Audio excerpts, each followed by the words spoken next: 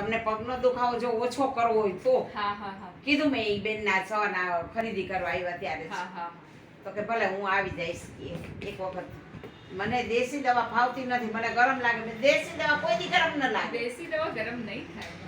આમાં કાંઈ કેમિકલ જ નથી. મેં આ કીધું- ઝાડ મૂળથી બને છે આ દવા બધી. હા, મેં કીધું દેશી દવા ગરમ લાગે જ નહીં. આ રે મેં કીધું અમે તો વર્ષોથી આ દેશી દવા પેટમાં નાખેલી છે. દેશી દવા આજની જેવી નહીં. દવા જ નથી. પહેલે જો 100 વર્ષ પહેલા એવા જ બીમારી હા. હતી. તમારી મમ્મીને હશે, મમ્મીને હશે, ત્યારે કઈ કોઈ પેનકિલર ખાતા હતા?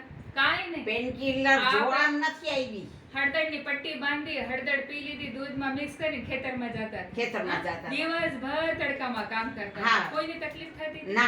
તો મારી હવે કેમ મમ્મીને- તમે પેનકિલર હા, હવે કેમ ખાવ? મારી મમ્મીને ઓપરેશન કરી નાખે 10 20 20 30 લાખના ઓપરેશન કરીને આવે છે. મારી મમ્મી 95 વર્ષના થયા ને તો નહીં ડાયાબિટીસ, નહીં બીપી, કોઈ જાતની તકલીફ વાળા નતા. નહીં ચશ્મા, નહીં કાનગિયા, અને હરતા ફરતા સાધુ સાધ્વીની સેવા કરી છે ને તો હા. બેન આપણે ન કરીએ. હા. કપડા એટલા એના ધોયા હોય, એના વાસણ સાફ કરી દઈએ, સાધુ સાધ્વી આ બધું લઈને આવે ને જમવાનું હા. બીજેથી.